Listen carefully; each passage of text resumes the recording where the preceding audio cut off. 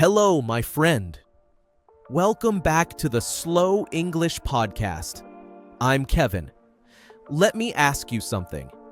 Have you ever sat down to watch an English movie, maybe with some popcorn, maybe ready to relax, and after just a few minutes, you feel completely lost? The characters speak so quickly.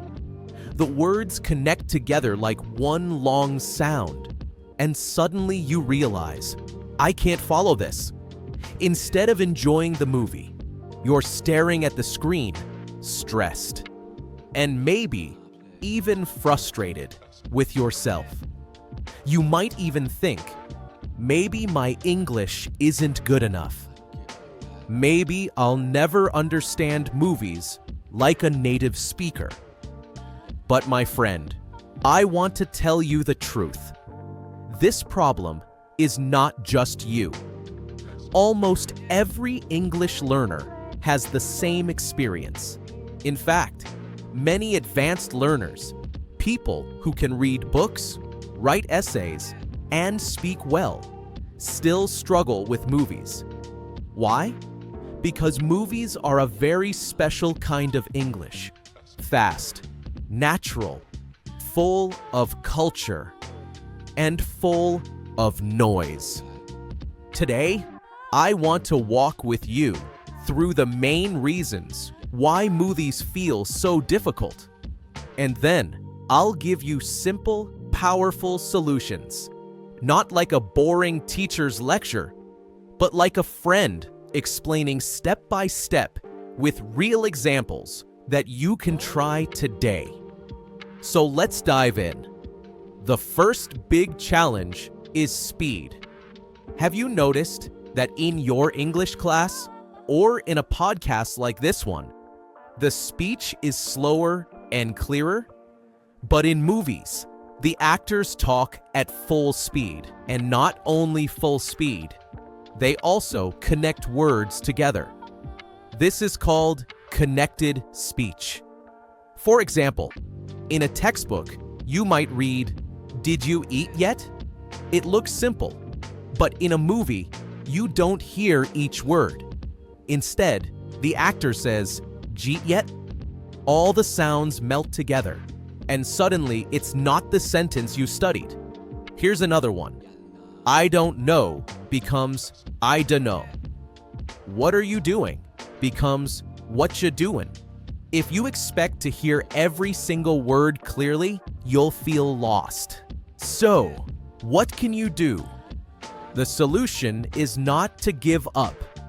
The solution is to slow it down. Many video players, Netflix, YouTube, even your DVD player, let you change the speed. Try watching at 0.75 speed. Suddenly, you'll hear more details. The sentence, "What you doing?" becomes slower, and you can recognize the pieces. After that, play it again at normal speed. Now your brain connects the slow version with the fast version. This is powerful training. And here's the best part.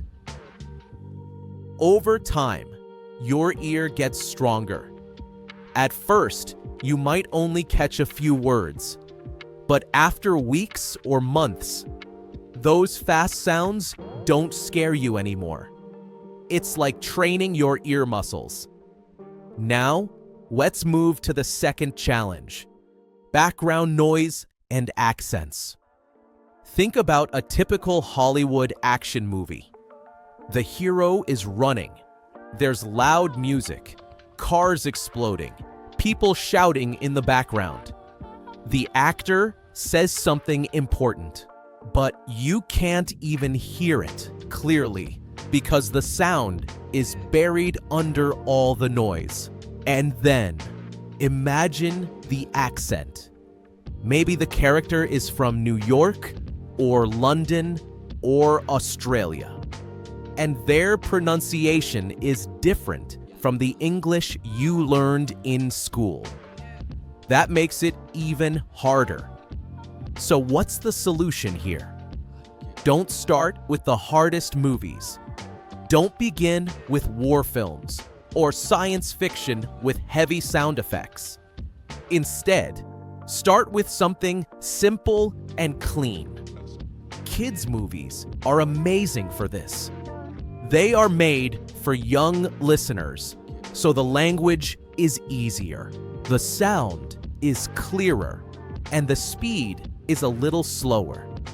For example, in Finding Nemo, the famous line is, "Just keep swimming." 3 simple words, clear pronunciation, and easy to follow. Compare that to an action movie where the hero says, "We gotta get out of here," with gunfire in the background. Of course, the kids' movie is easier for your brain. And when it comes to accents, start with the one you're most comfortable with. If you learned American English, maybe try American shows first. Later, you can challenge yourself with British or Australian movies. Step by step, your ear will get used to different sounds. The third big problem is slang and idioms. Even if you hear the words clearly, sometimes you don't know the meaning. Characters in movies often don't speak like in your English book. They say things like, "No way," or "What's up," or "I'm gonna grab a bite." If you translate word by word, it makes no sense. Grab a bite? Bite what? A sandwich? A table? But in English, it's just a natural way to say, eat something. This is where you need a small but powerful habit. Keep a slang notebook. Each time you watch a movie and you hear something strange, pause, write it down, look it up, add a simple meaning. For example, you watch a show and hear, "I'm kinda tired." You can write, "Kinda equals kind of." Or someone says, "Chill out."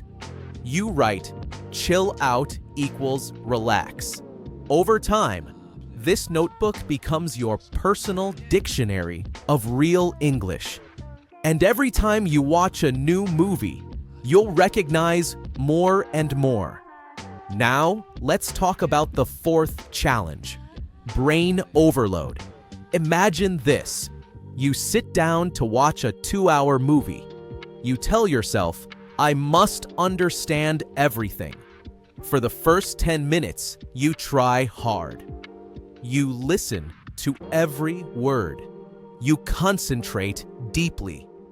But then, your brain gets tired. It's too much information. You start missing words, then whole sentences, and finally, you feel frustrated. This is normal. It's like trying to lift a very heavy weight at the gym without warming up. Your brain just can't handle it. The solution is to change your goal. Don't try to understand every word. Instead, focus on the story. Use the pictures, the faces, the body language. For example, 2 characters smile, hug, and laugh together. Even if you didn't catch the exact words, you know they're happy, maybe celebrating something. Or if you see someone slam the door, cross their arms, and shout, you know they're angry, even if you didn't understand every sentence. When you focus on the story, you remove stress. You enjoy the movie more. And ironically, the less pressure you put on yourself, the more words you naturally catch. And finally, let me share the most powerful strategy. Repeat small parts. Don't force yourself to understand the entire movie at once. Instead, choose a small scene, maybe 30 seconds or 1 minute. Watch it carefully.